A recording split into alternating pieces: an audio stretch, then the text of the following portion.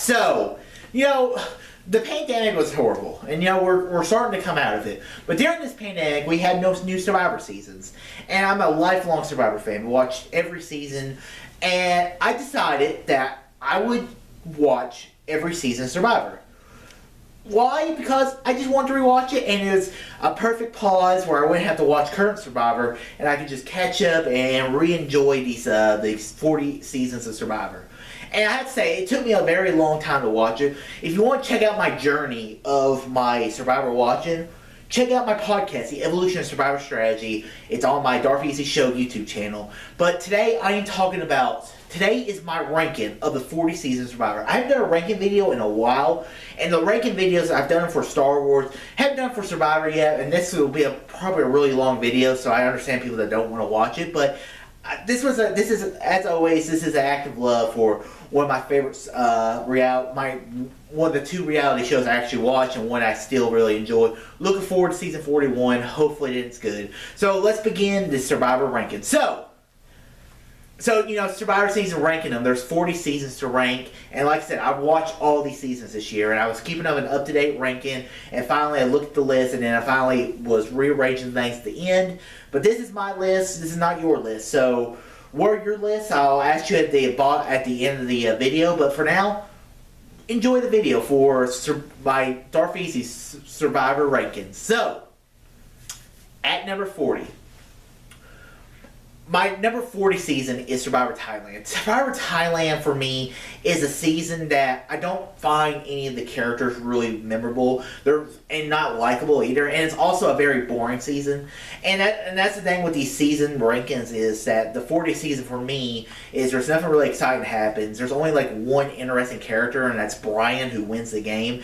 But really, you look back on it, he's really a despicable person and kind of a slime ball. And the challenges weren't great. And like I said, the opposition, like the only other person there's like two other people this season I like, and it was Sheehan and also Rob. And but they get taken out pretty early, and then they also do this weird fake merge where they all start living on the same beach, but they're not actually merged. I think it was a production error, because it would have been more interesting if they had merged at 10, Sheehan has flipped to the side, and maybe that would have made the season a little more interesting. But yeah, Survivor Thailand is for me my least favorite season of Survivor, and it's a season that it was hard for me to get through. Alright, at number 39 is Survivor One World. One World's a season which, this is where they did the male versus female thing again. And the first time I loved, the second time I enjoyed, the third time I hated. And it has a lot to do with the tribes just were not interesting. Like, the female tribes far more interested than the guys. The guys are just a bunch of idiots and they're just dumb. Like, and I think another thing that really made the season harder to watch was Colton, the way he acted and basically tore down people, and they allowed him to do it just because they thought, yeah, he's got that in with the females, we're probably going to need that later on. And there were a couple cool characters, like Kim Spradling definitely deserves a win. One of the greatest Survivor players we've ever seen, but for me, it just did not make for a good season, and the Colton stuff. And the Troy Sand does lighten the stuff up towards the end of the season when he goes, "This is my island, you can't beat me." But other than that, there's not much more for this season I like. And so yeah, Survivor One World for me is definitely towards the bottom of this list. At number 38, I'm going with Island of the Idols. We all know why this is at the bottom of the list, and I hate that because the pre-merge of Island of Idols, I think, is probably in the top 10 of pre-merges, or at least in the top 20 of pre-merges in Survivor history. Unfortunately, all the dance stuff, the sexual harassment, the way the show kind of hit it, I mean, it was a dark moment. Survivor's supposed to be a fun show, and this season was not fun to watch. Island of the Idols was a season that was hard to rewatch. But I will say there are some really cool gameplay moments. I mean, there's a lot of cool stuff that happens, and there are some cool characters. And I think the cast is mostly good. It just, the Dan stuff ruins the season. If Dan was taken out at the merge and pulled from the game there, I think the season improves so much more. But unfortunately, it's at number 38 because of Dan, and what a piece of crap. At number 37, I'm going with Redemption Island. Redemption Island is... Okay, so the first part of the season is actually kind of exciting because, you have Russell and Boss and Rob. They're on two different tribes. Russell is actually leading a tribe, but he starts going back to his old antics. And once Russell gets voted out, the season kind of gets really boring. And it really doesn't pick up until the merge. And then when the merge happens, Boston Ross pulls that Godfather move and takes out Matt. And you're just like... Really? You're just like, and then I was like, man, that was a cool move. And then he uses the buddy system, no one opposes him, and he wins the game. And Boston Rob deserves to win. He played a dominant game, but for me, the season just was not fun to watch at times, and there's nothing exciting that happened. It was cool to see Boston Rob finally win, but he won against a bunch of noobs. So was it a great ending to the Boston Raw story? It's not the ending, because we'll talk about them in a few minutes, probably. And also, I hate Redemption Island. I like it probably a little better than some of the other twists we'll see later, but Redemption Island is one of those twists that you get. I feel like if you get voted out, your game's over. I don't want to see you keep coming back and back. So yeah, Redemption Island, it was lucky to land in this spot. At number 36, I'm going with Nicaragua. This was season 21, the season right after Survivor Heroes vs. Villains. And for me, this season was actually kind of fun to rewatch at times. I mean, you have a bunch of cool, interesting players between Marty and you also have Fabio, who's kind of a dumb idiot. Sash, who I think gets a little bit of a bad rep. I think he played a very interesting game, just not a game to win. I think it's a good game to get to the finals. For me, what kills the season, obviously, is Nyanka and her and Purple Kelly. Who? Yeah, Purple Kelly. Yeah, no one knows who she is. Still don't know who she is. The only thing I know about Purple Kelly is that she quit. And it was a double quit, and I hate when people quit the game. Sometimes you get it, but for these two, I don't understand. And this what hurts this season a lot. And also Brenda. I thought Brenda was very interesting this season. But I really did enjoy Nicaragua. It was a fun rewatch. There were some cool, interesting players. And so yeah, I think Nicaragua is not half bad. It's towards the bottom just because. At number 35, I'll probably get some hate for putting this one on my list as low as I do, but it's my personal opinion, and that's Australia Outback. I think the pre-merge is very interesting. Watching Kobe, Jerry's tribe. I think their their tribe is falling apart. You have Kucha, who's led by the now ill-famous Mike Scoopin. But then when Scoopin gets taken out in the fire, one of the most tragic things that happened at that time in the Survivor, one of the worst medical evacs at the time, falling in the fire.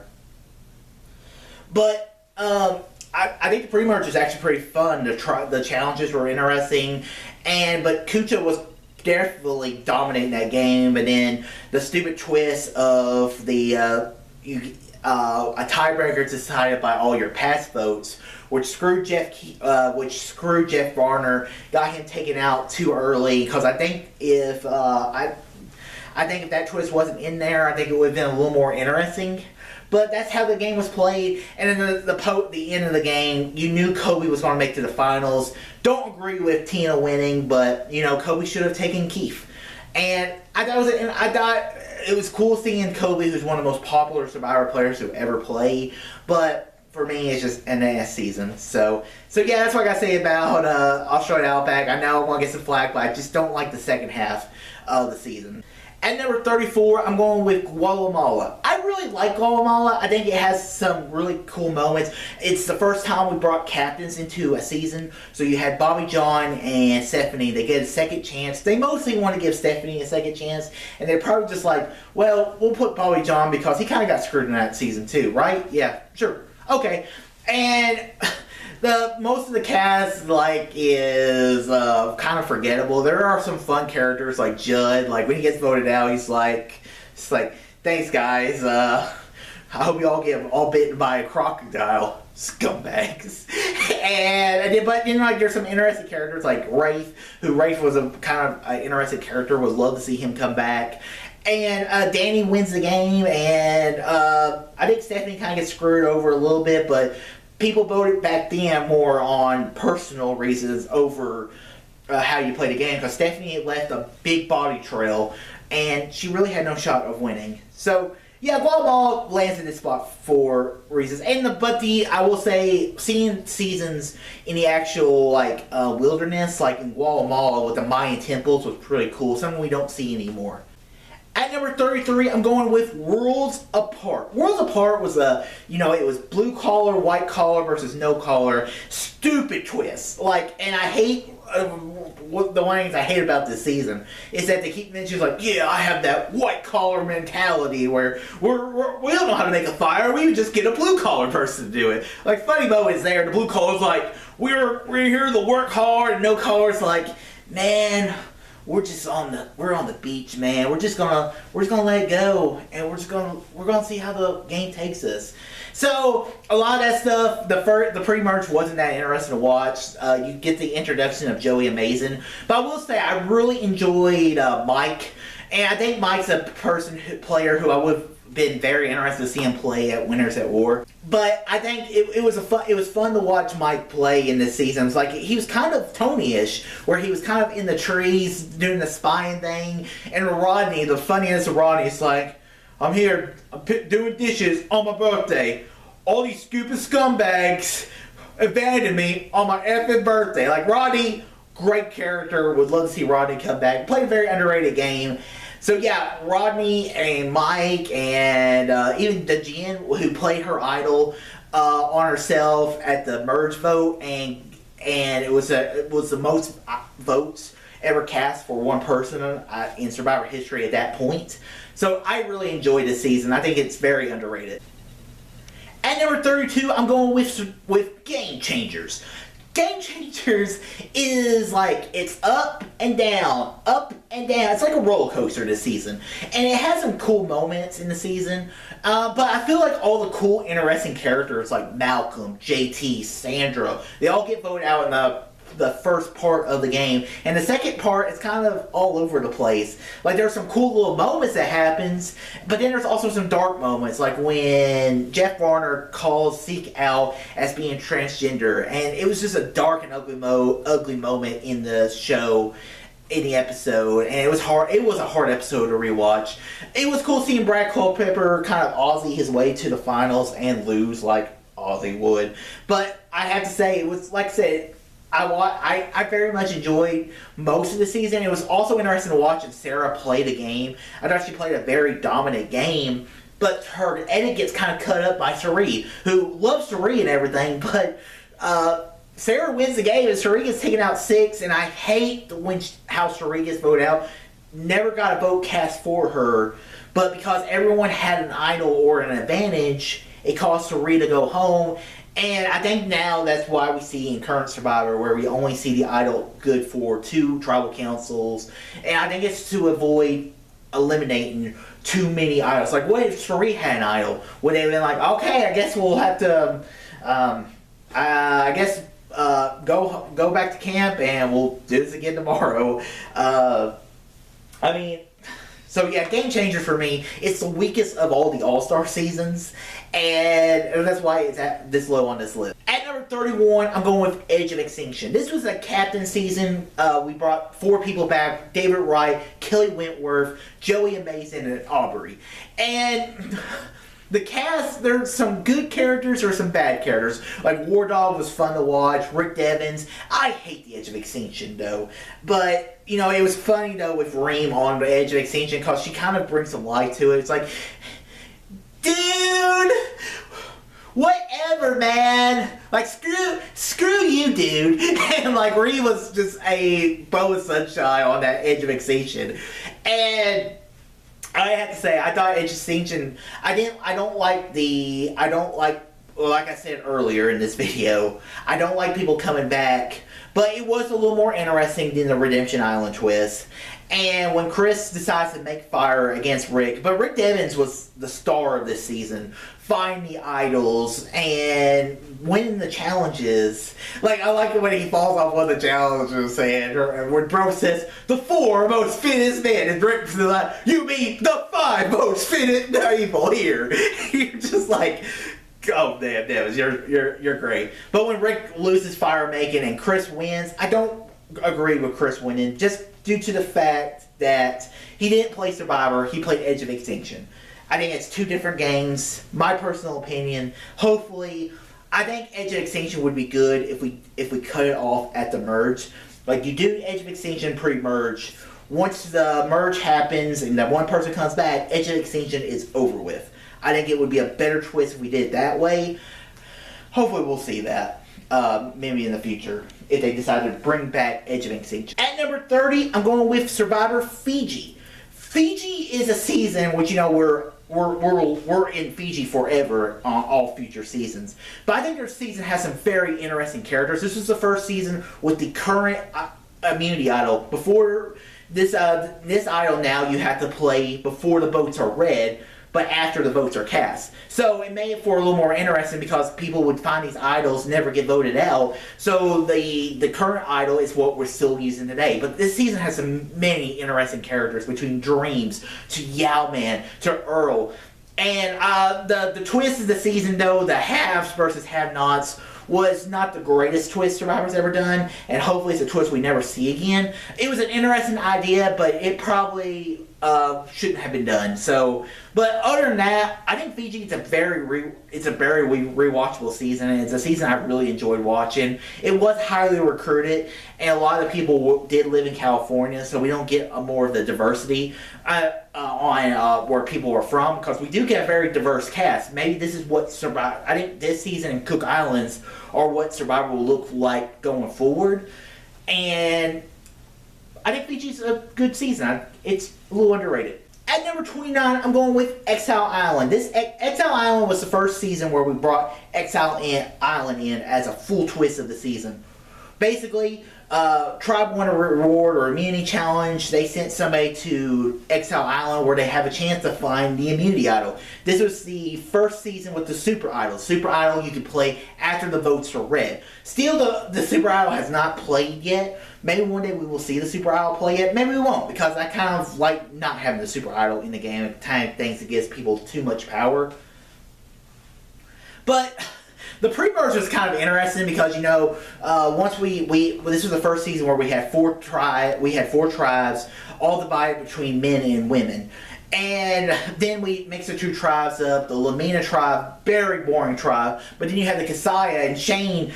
It's a tragedy that we have not seen Shane come back and play Survivor yet. Like him playing on his BlackBerry, he just picked up a piece of block, a piece of wood, and it was acting like it was his BlackBerry, and talking to his son. I think Exile Island is a fun season. The rivalry between Terry Deeds and Aris is legendary. And I enjoy Exile Island. I think it's a very cool season. I've watched it multiple times. And I'll probably watch it multiple times again one day. So overall, Exile Island, definitely worthy on this list. And I think very underrated. Okay, at number 28, I went with Survivor. I went with South Pacific. South Pacific was we had kind of back-to-back captain season with Redemption Island and South Pacific. So we brought back Ozzy and Coach. There's a rivalry there, right? Sure. But, you know, it was cool seeing Ozzy come back, kind of trying to find redemption, and, you know, he would end up on Redemption Island. But it was interesting watching Coach play a very dominant social game. And I think this is the closest two tribes have ever been since the original season in Survivor Borneo. I just think the tribe, it was like back and forth. Cochran, the debut of Cochran, he was a little sporadic. He was not as fine-tuned as he was in Caramoan. But, you know, when he flips, because he doesn't want to draw a rock, even though he had pretty good odds of not drawing the rock, you can't really blame the guy for not wanting to draw a rock. But I think Coach does a really good job of sheltering Cochran in and basically like, yeah, come on in. And then tearing him up inside, and Sophie at the end takes Ozzy out. That when he comes back again from Redemption Island, Ozzy gets voted out 3 times in one season, and Sophie wins the game. I do think Coach probably deserved to win a little more, but he had a terrible final tribal, and Sophie had a better final tribal. So I think this, and also Brandon Hance, cuckoo. At number 27, I'm going with Bandit on to the Island of Fire. This was the season right after Survivor All-Stars, and we do men versus women again, but this time the cast is a little older, and so they're a little more mature. They kind of go after the younger cast. the older cast does this season compared to what they did in Amazon. This season for me, I remember it mostly for, like, there were some cool little moments, like when Rory's like, I'll burn the Astrotribe to the ground. You're just like, damn, man, okay. When Twyla betrays the guys and Chris is the last guy standing and he's able to get Scout, Twyla, Eliza, 3 people that you wouldn't think would be able to work together with him, and he goes off and wins one of the most underdog stories we've ever seen in Survivor. Chris played a dominant game and definitely deserved to win. And Vanuatu is a very fun season to watch. And also, it's the first season, I think the only season to have an earthquake. Yeah, Vanuatu, I think, is a very enjoyable season. At number 26, I went with Survivor All-Stars. I have fond memories of All-Stars. Most people consider it the worst of the return player season. I think this is better than Game Changers, because I think that first half of the season, you see all these dynamic personalities of Richard Hatch, Kobe Donaldson, Lex, Boss, and Rob going against each other. Rob's sister, Nino. I think it made for a very fun season to watch. There are some uncomfortable things that happens. I mean, the Richard Hatch Sue Hawk moment. When Jana loses her mom and she has to leave the game. And then the Lex feeling betrayed because Rob said, if you take care of her, I'll take care of you. He took care of you, Rob. And one of the most bitter juries we've ever seen. Boss and Rob definitely deserved to win that game, but Amber played a good game. But guess what? Boss and Rob won at the end, because what an iconic moment of Boss and Rob proposing to Amber in Madison Square Garden on Finale 9 Survivor. It's a moment we'll never see again. If it does happen, it'll feel kind of cheap because it wasn't as cool, iconic as this moment. But All Stars is a season that I've watched it multiple times and I enjoy it. It is the pinnacle of classic old school Survivor. And because sometimes it's fun watching these older seasons of Survivor because there's no idols, there's none of this stuff that current seasons of Survivor have. So I think All Stars is a very good, enjoyable season. Speaking of old school Survivor, number 25, I'm going with Africa. Africa, it's one thing that's cool about Africa is this was the first season of Survivor I've ever watched, and I actually met Big Tom at a Kentucky basketball game, and it was cool seeing him. I got a picture with him. I would show it to you, but my brother's phone died, so I don't have that picture anymore. So, but it's cool because, you know, all this current season of Survivor are in the tropic landscapes, where this one is in the African safari. It was a very difficult and tough season. Like, one person had to act as a watchdog, make sure they weren't eaten by lions. Like, it was hardcore. But this season has so many cool characters, between T-Bird, someone who I wish they would bring back, between Lex, Big Tom, Ethan. I think this season has some really cool little moments and cool characters. And so, yeah, and this was also the first season where we mixed the tribes up. Silas got swap screwed. I mean, this season had some really cool moments, and I think Africa is a very good season for that. And Lex played a very good game, just couldn't win that final challenge at the end to get him to the final. So yeah, that's Africa, and I really enjoyed the season. At number 24, I'm going with Heroes versus Healers versus Hustlers. For me, this season really made me hate 3 tribes because it was just too much. It was too much of the 3-tribe format. I would have preferred them going to 2 tribes after they broke it down, or just staying the 3 tribes the entire way and then merge. But personally, I hate the 3-tribe format. But one of the things I also don't care for was Ben. I like Ben in Winners at War. Definitely deserves the win, or definitely he proved he was a good player in Winners at War. But this season, he rubbed people the wrong way. He found idols, played idols correctly, and then he gets saved by the Final Four Fire Making Challenge. And that's what hurts the season for me more than anything, because I love the Ben bombs. But I think he doesn't win that Final Four because, for me, taking it down to a Final Four Fire Making Challenge to get to the finals takes away from the social dynamic gameplay that Survivor is all about. There were some cool characters in this season, like Devin. Devin was cool. Chrissy, a very dominant female player that she tied Kelly Wigglesworth's immunity record. I mean, crazy. Someone who was puking in the first challenge. And I think the season's a very cool little season. I think the post-merge is very more interesting than the pre-merge, because pre-merge is kind of boring, but Overall, I really enjoyed this season. At number 23, I'm going with San Juan del Sur. San Juan del Sur which was Blood vs. Water 2. I'm not the biggest fan of Blood vs. Water when it's complete new cast. I think if we ever do Blood vs. Water again, it should be returning players and their loved ones. Because we watch these seasons of Survivor, attach ourselves to these loved ones, to these Survivor players, and it'd be interesting to see how they would handle playing with their loved ones. There were some interesting players, like between Josh, Reed, Baylor, Jeremy, who's a Survivor icon at this moment. But I think I stopped watching this season because I didn't actually finish this season when it was first airing on TV. Mostly due to the fact the Survivor Facebook page was spoiling a day after, because I never watched Survivor at that time. It spoiled to me who got voted out. So I stopped watching because it pissed me off too much, because I don't want to watch it if I know who's going home. But when I went back and watched it, and to watch Natalie take out, I believe his name was John, and whenever he had the idol, and it was just such a cool moment in the episode. And whenever she placed the idol for Jacqueline, great moment. She's definitely a worthy winner.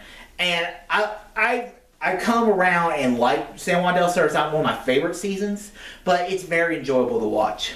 At number 22 is Gabon. Gabon is one of those seasons where we don't have any of the greatest strategists in the world, but I have to say, this season was fun to watch. And watching the Fong tribe just completely fall apart, not ever able to win anything. Randy, the weddingographer who hates wedding, definitely one of the coolest characters we've ever seen. Like, I love at the end, at the finale, whenever they said, well, "Why did you vote for Susie?" At the end, he said, like, she told me it was the cookie didn't matter.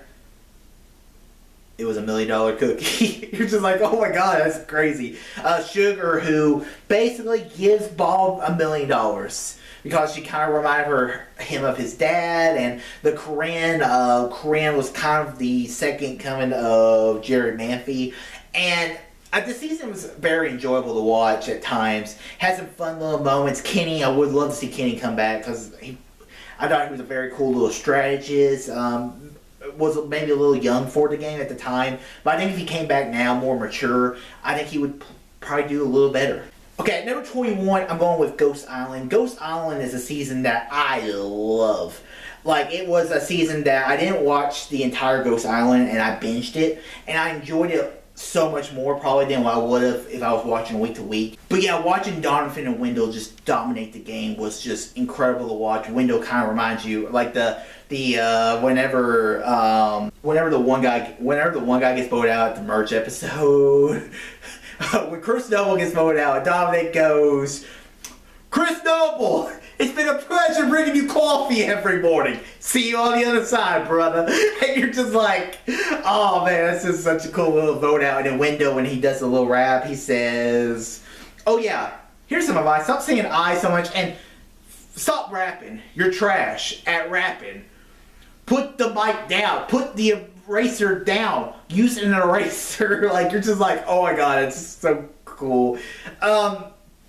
And then also the first time in Survivor history where, this is the only good thing I'll say about the Final Four Fire Making Challenge, is that it allows tougher competition into the finals and makes for a little more tougher decision, where it would have been a walk-away, slam dunk, easy win for Dominic, but we had the first ever tiebreaker that was cast by Laurel, and Laurel voted for Wendell to win the game. Dominic probably played a more flashy, dominant game, but Wendell played a very good strategic and social game. So I really enjoyed Survivor Ghost Island. I think it's a very good season. At number 20, I'm going with Korong. Korong is one of those seasons, it's a hard season on the players. 3 players get taken out, made the evac. The heat was relentless. Like I said, took out Beast Mode Cowboy Caleb, who was a monster in Big Brother 16.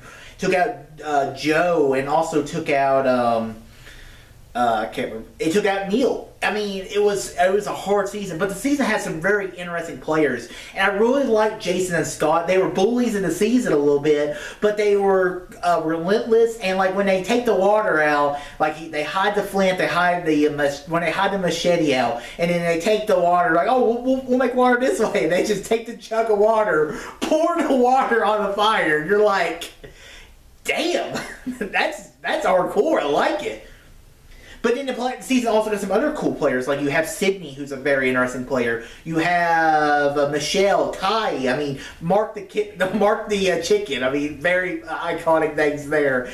And also Aubrey, who's like that person everyone relates to if you're a nerd like me. And I really enjoyed her character. But Michelle really knows how to play the social dynamics of Survivor so well, and she was maybe an underrated winner, but I think after watching Winners at War, I think she's properly rated, and I understand why she won her game when she played in Winners at War. So yeah, Ko-Rong, definitely an underrated season. I really enjoy it. At number 19, I'm going with Samoa. So Samoa, this is the Russell Hantz season, the first Russell Hantz season. And there are players in the season besides Russell, but really, I mean, Laura Moret, she was in Blood versus Water. I like her daughter more than I like her. But I will say that, like, there are other players, like Natalie, did she deserve to win? Yeah, because she knew what Russell was. And she knows I can tag along with him. He's going to rub people all the wrong ways. They're not going to vote for him. They're going to vote for me, and I'm going to win. And I'm going to have $1 million check written in my name. She may not word it that way, but that's basically what happened. But like Shambo, such a fun character. And John Fincher, who's like, if you vote for Russell, you're an idiot. Like, just an iconic line from him. So, yeah, and Russell, I mean, being down 8-4, finding that way to beat the dominant alliance had been dominating the entire game, it made for a very fun post-merge. The pre-merge is a little long, but this only makes me stronger. At number 18, I'm going with Caramoan fans versus favorites 2. So, Caramoan, the first half of the season, I will agree, is not the greatest of watches. It's kind of boring. But once you get to that merge, you just got to make it to that merge, and the merge gets very exciting. Whenever Corinne gets taken out with a blindside, then you have the alliance, the Self-R-Us alliance, basically dominate the rest of the game. Philip coming up with code names with every person in the alliance. He's the specialist, the dominatrix. There's just so many cool days with Philip. When Malcolm pulls both immunity idols, gives them to Eddie, and he has one for himself, and Riddles has the immunity necklace. The three amigos aren't going anywhere. And it was just such a fun season to watch with Malcolm. And I love Caramoan. And Cochran played such a great game. It was very funny. Was more sure of himself than he was in South Pacific. Really came a long way from that first season. So, yeah, Caramoan is a season that I love. The only uncomfortable moment of the season was probably the Brandon Hand stuff. But it's really minimalized to one episode. So it doesn't carry out throughout the entire season. So that's good. But, yeah, Caramoan definitely deserves to be this high. I think it's a little... Some people might think this is overrated on my list, but I think it's properly rated. At number 17, I'm going with Marquesas. Marquesas is a season that I love. And, it was a season that gave us Boston Rob. And this season really flipped the Survivor game on its head at the time.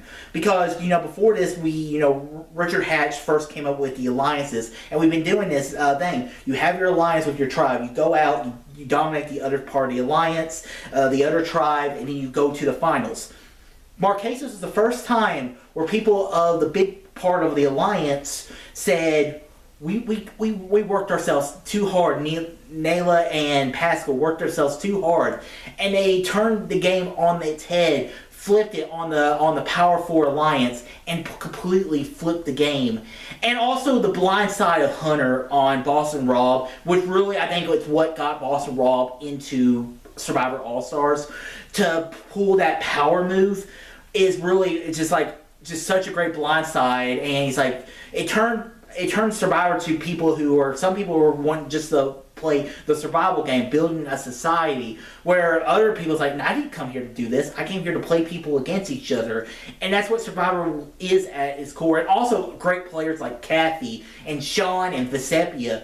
And there are so many great characters in Marquesas, and it's a season that gets forgotten about in the early stages of Survivor, but I think it is actually one of the most rewatchable seasons of classic Survivor to watch. So if you haven't seen Marquesas, I think it's a season to revisit because it's so good. Not just for the good early parts of Boston Raw, which you'll see him do his Raw Father things in other seasons, but some of the other players are very memorable as well. So yeah, also a Purple Rock. I mean, this is the first season, which is what caused people not to ever draw rocks again for over 10 years. Marquesas is a season definitely to watch if you've not seen it before. At number 16, I'm going with Cook Islands. Cook Islands, it has its controversy with the race wars. I understand people's controversy. I understand people not liking it for that. But another spin of it is that we get to see these players that had not been in these casts of Survivor before, so we had a very ethnically divisional cast. So this is probably what Survivor is going to look like going forward in the future. But I love this season. I mean, first off, I'm such a Yule fan, and to watch Yule dominate the game strategically and have that core whenever the I-2-4 or whenever Candace and Penner mutiny, and then when Penner comes back to the I-2-4, and then when they turn on Penner, I mean, the season has so many good things in it.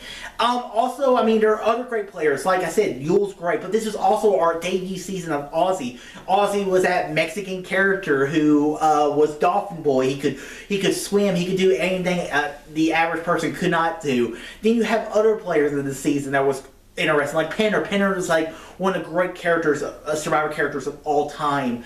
Also, Parvati, the queen herself. I mean, this is my least favorite Parvati season, and she's in other seasons that are much higher on this list because this was her debut season, and people picked her as such a flirt threat and created that flirt game. So when people start playing that flirty game, you're like, oh, they're Parvati 2.0. They're Parvati 2.0. That's the staple that Parvati created, and I love this season. Cook Islands is a season that I loved when it first aired, and I've watched it many times, and I still love it after all this time.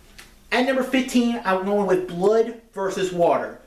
So it was interesting with Blood versus Water because, you know, Blood versus Water is fans versus favorites, but with a twist. This time we're bringing back 10 of our favorite players, but we're bringing their loved ones. So I love the idea that we get to see some of the players' loved ones, from like Tyson to Rupert. And I wish, this is probably also my favorite version of Redemption Island they've ever done. Redemption Island, for me, it doesn't work, but I think this is the best version of Redemption Island we have seen. And the idea of loved ones being pitted against each other was kind of interesting. When Sierra votes out her mom, I mean, that is what Blood versus Water was banked on. Will you vote out your loved one? And I just think the season is just such entertaining. There are some great character moments in this episode that aren't just the favorites. I mean, you have Sierra who votes out her mom, who draws a rock. I mean, what player we had seen somebody draw the rock since Marquesas, so it's been over 10 years. Hayden, the winner of Big Brother 12, who played such a dominant game in Big Brother 12, and he has the gameplay there, and I've seen him do it in the Big Brother house, and to be able to do it in Survivor was just as fun to watch. I would love to see Hayden come back. And Tyson, the Coconut Fans, him and Jervis, was such a fun season to watch. I love Blood versus Water. It's a season that I liked when I watched it the first time, and I'll watch it again one day probably. At number 14, I'm going with Tokashin. I just talked about Tyson, so back-to-back Tyson seasons. I love this season. I think it has some very interesting characters on both tribes. I mean, the I forget what the tribe name was, but the Coach tribe, with Coach being the Dragon Slayer, that he's going to be the one to slay the dragon. And so it was interesting hearing all of his stories, and like I like in the morning the part where the Jeff goes, he's like, I didn't come up with the name of Jeff. He's like, oh, let me guess, some shaman in a village, and everyone's just dying. And he's like, I love this. You come at me, and it makes me stronger.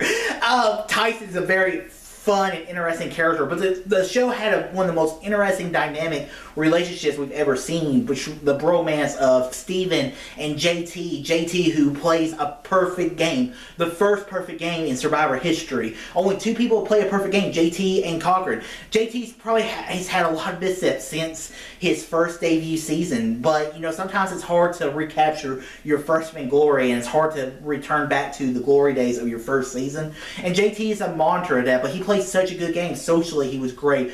And, you know, he has these big idea risks that sometimes don't work, but you know what? Sometimes it's better to play the game than not to play the game at all. And Steven was very fun, interesting character. Really enjoyed listening to him. Rob has a podcast, the Survivor Know-It-Alls, every week when the Survivor season is actually airing. So yeah, I love this season, and it's a season I've watched twice. It was also the last season that was shot in a location that wasn't an island, and it's sad to see that this was the last season to do it, but I also really enjoyed it for that. So I really like this season. At number 13, I'm going with Pearl Islands. Pearl Islands for me is like one of the last. It was like one of the last great. It was the last season before All Stars of classic Survivor. When I say classic Survivor, I mean from Borneo all the way up to All Stars, because after All Stars, it starts a whole other era of Survivor. But I mean, you have so many great characters. I mean, Roofer, the character that Roofer is, they gave him $1 million just because he was so popular, and I enjoy his character. I mean, Johnny Fairplay. I mean, do I need to see more than Johnny Fairplay? The 2 taking out players like Andrew Savage's his confessionals. The dead grandma thing alone is one of the most iconic moments in reality TV history. He's like, my grandma's watching Jerry Springer right now. And it's like one of those moments that even pros and all, they're like, man, we effed up. How could this happen? And then they call the house, and she answers the phone. I mean, what the hell? And also Sandra, I mean, her winning, I mean, I think Pearl Island, she deserves to win more than she does in Heroes vs. Villains, because she does play the game a little bit, because she convinces Lil to turn on Burton. The Outcast twist, I'm not the biggest fan of, but to be honest with you, it is probably my favorite version of players coming back. And so yeah, I think Pearl Islands is a very good season. At number 12, I'm going with Philippines. Philippines is one of the better captain seasons, because we brought back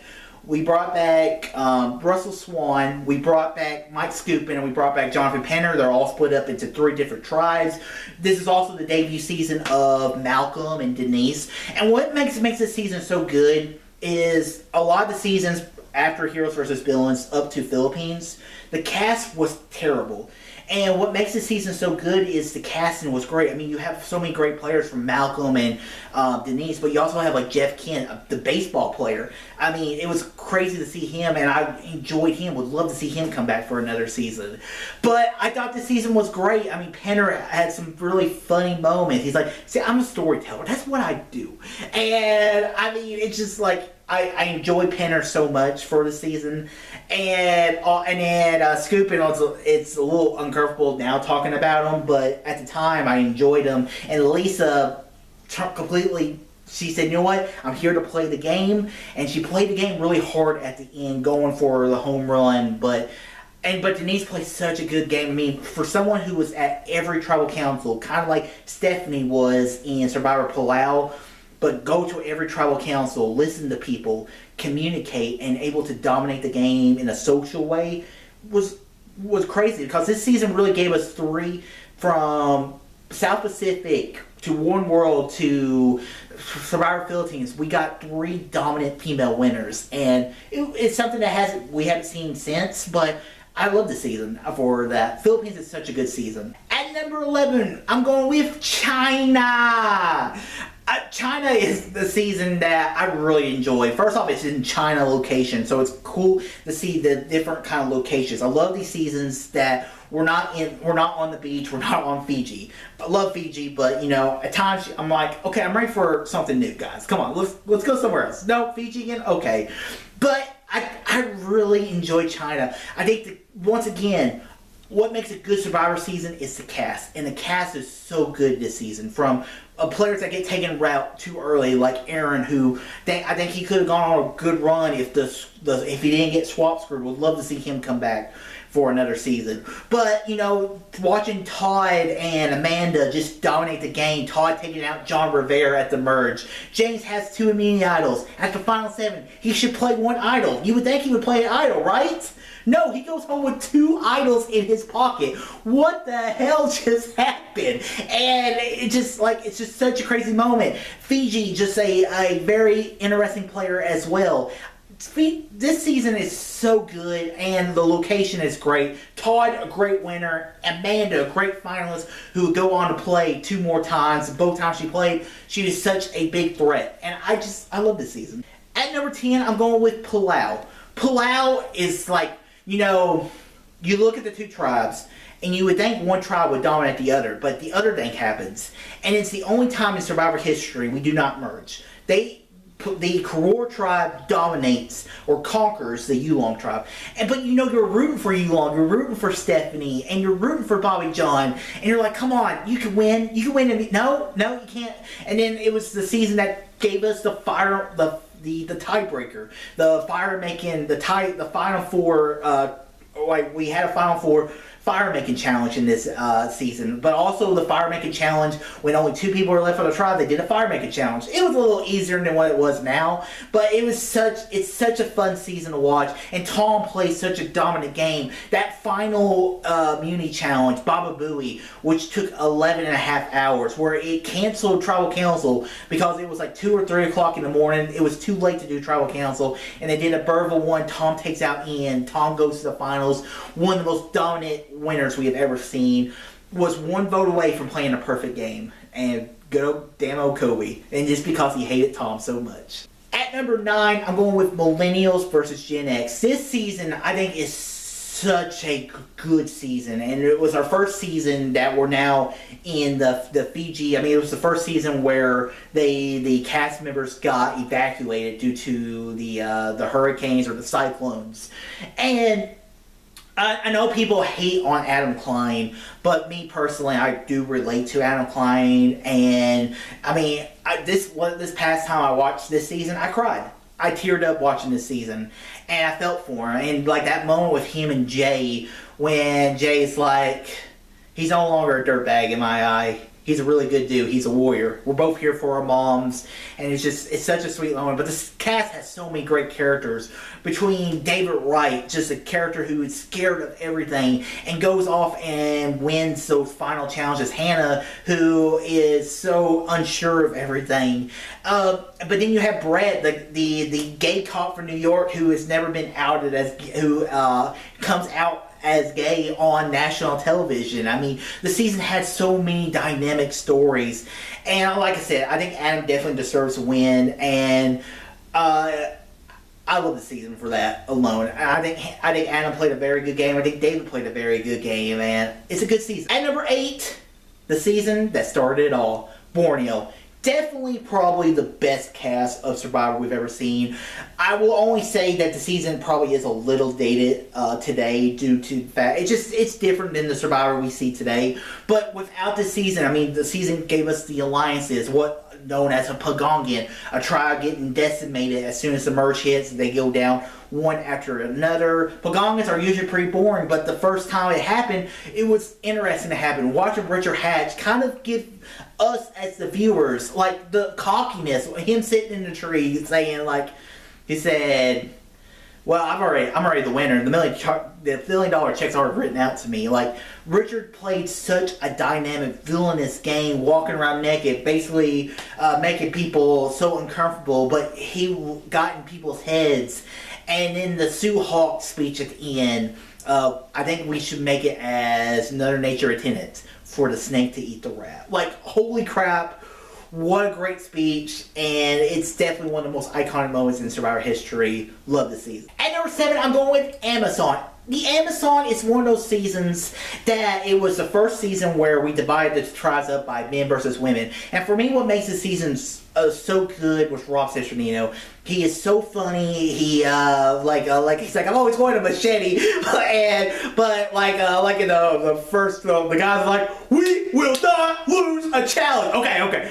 I just want to hook up with one of these girls, and like it's funny watching whenever they mingle with each other. It's a much more younger cast. Like the one girl, she's like, I'm dying, I can't do it, and then as soon as the guy comes up, he's like, woo, the guys, oh my god, and you're just like, oh, what?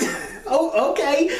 So yeah, I think Amazon's one of those seasons, and I think Rob really created a blueprint of kind of how the nerdy Survivor player can kind of play. I think without Rob, Yule doesn't do good. The Cochrans, the Stephen Fishbacks, which he based a lot of his gameplay off Will Kirby from Big Brother 2, and I love Amazon. I think it's a very funny season. It's probably the funniest season of all of them. And yeah, I enjoy the season. And na na na na na na na na hey hey hey goodbye. At number 6, I'm going with Winners at War. So Winners at War is a season that it has some misses for me, and mostly it's due to the fact we have Edge of Extinction. But on the bright side of Edge of Extinction, we get all these characters that we've watched for 20 years on the TV throughout the entire season. So for that, I'll give Edge of Extinction a pass. The Fire Tokens, I'm interested to see where they go, but for now, I'm kind of meh on the Fire Tokens things. But to see all these players pulling in all their old bags of tricks, from Tony, him and Sarah bringing back Cops R Us, kind of dominating the game, from Boss and Rob bringing back the buddy system and kind of being overmatched. Seeing players like Ethan, who almost died of cancer, to come back and play this game. And I think Ethan would have probably done better if Rob wasn't there. I think if he was on the other tribe, he might have gone a little further. But, this season is just so good.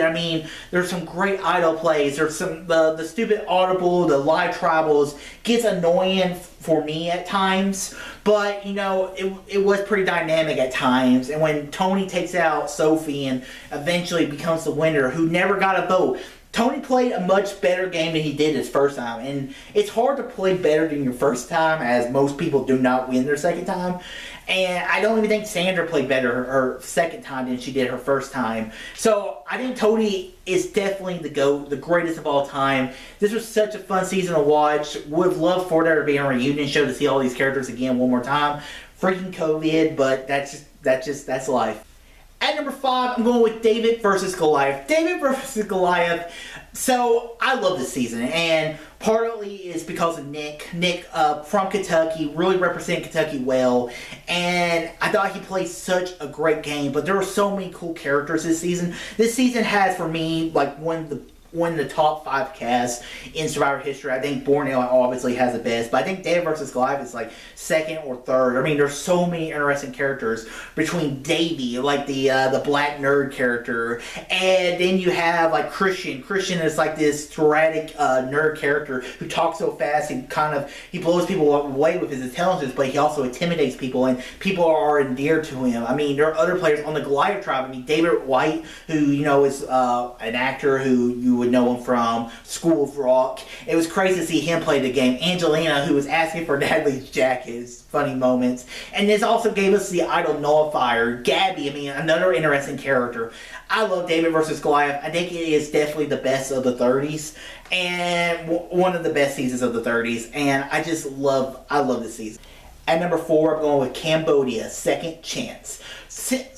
I love the season, and I think a lot of it has to do with we voted for the people to be on the season. And unlike Game Changers, which was trying to get back into the ropes of what Cambodia did, Cambodia was just such a fun season to watch. You had so many great characters, from Spencer to Jeremy to Kimmy and Jeff Varner. Jeff Varner, who tries to play a very more dynamic game, gets squat screwed a little bit. Abby Marie, such a person who doesn't even know how much of a villain she really is. But I just love this season. There are so many good characters in this season, and the game is on. As soon as we hit the beach, we're off and running. You have new school, you have old school mixed with new school, you have the voting blocks. The game is so fun, and when Jeremy wins, and he wins for Val, and you realize how much Spencer really screwed up at the end, and he's like, what was I thinking? Why did I take Jeremy to the end? I should have taken Jeremy out. I shouldn't have taken Steven out. I should have taken Jeremy out. He pulled the the Stephen Fishback mistake. He should have gone after JT, but he kept him because he was his buddy, and he just saw the end. And that's the thing about sometimes with these Survivor seasons, you gotta know self-awareness. You gotta know where you sit in the game. And Spencer didn't know, but to be honest with you, it's such a great season. It was such a fun rewatch. I love the opening, the montage of old moments. To see players like Andrew Savage come back. And then when Kelly Wentworth, who was a nobody in San Juan del Sur, and goes on and makes the run she does on the bottom, playing the immunity idol, 10 people voting for her out. And I think it was 10. It was like 10 or 9 people voting for her. Yeah, I think it was 9 people voted for her, and then they had 3 votes on Andrew Savage. Like, just such an iconic moment. Love this season. Yeah, Cambodia, definitely one of my favorite All-Star seasons. At number 3, I'm going with Kage On, which is the season of Brains versus Bronze versus Beauty. Love the season. I mean, Tony at the height of Tony with the bag of tricks and finding idols. And, I mean, he was the Spice Shacks, hiding in the Spice Shacks. But what makes a good Survivor season? Good casting, and this is another one of my favorite casts. Between Tony and Tony, you have Trish, you have you have Spencer, Tasha, Chaos Cast, and there are so many great things about this season. Jeffra, I mean, there are so many good characters in this season, and it's fun from the beginning to the end to watch the Brain tribe just completely be a disaster of a tribe, to the Beauty tribe just like, oh yeah, we're the beauties, yeah. But I just, Kage-On is the season that I've watched probably multiple times, and Tony's like, you see Jeff, I'm a bag of tricks, and I can speak like a lot. You're just like, what the hell are you doing, Tony? But it's such a fun season, and I love Kage-On. At number 2, I'm going with Micronesia fans versus favorites. Most people argue this is the best season of Survivor. It's not my favorite season, but it was very close. I mean, to watch players like Parvati, Suri come back. I mean, they blindsided. They perfected the art of the blindside. And to take out players like Ozzy, who had the idol in his pocket. To take out Jason, to take the idol out of his pocket. To convince Eric, who won immunity, guaranteed immunity, convince him to give his immunity necklace to Natalie. And you may not always be able to beat him with these, but you can always beat him with this. Sorry. I mean, the women were so diabolical. The Black Widows Brigade is one of the most famous alliance in Survivor history. And Parvati, who was that flirt in Survivor Cook Islands, and to transform to kind of the puppet master, because you know, when you play a second time, you kind of morph into the player that won your season, because you kind of play like the people you play around.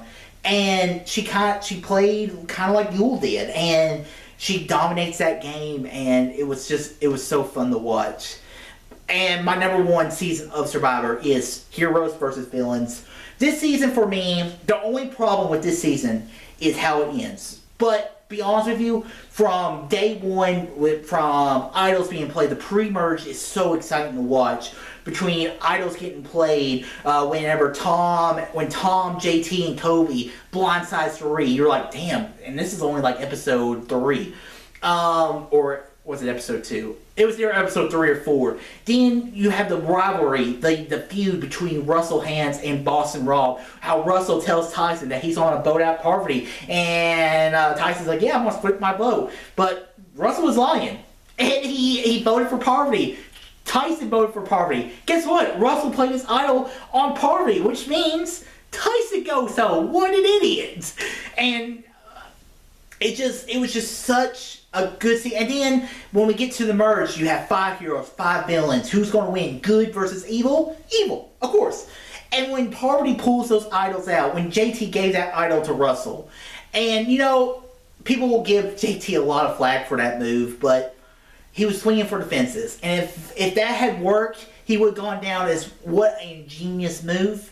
Because if it was the women's alliance against the guys, that could have been looked at as a very genius move, but that's not what it was. It wasn't it wasn't the men versus the women. It was Russell, and Russell played the game like Russell liked to play. He played the game in Samoa, and obviously he's not going to win. I think Parvati should have won, but Sandra won. And really, I agree with Russell because Sandra didn't do anything. She just kind of sit back. She kind of got drug to the finals, and they were bitter over Russell and Parvati, so Sandra wins the game. So, but other than that, I think the season is such a fun watch, and I love it for that. So, guys, that concludes my ranking of the Survivor season. I enjoyed rewatching all the seasons of Survivor, and I'm looking forward to season 41 coming out. So, guys, what's your favorite season of Survivor? Where it is, comment below, let me know. And guys, if you like this video, click that thumbs up button, subscribe, see more, tell your friends about Asian Nation. All too easy.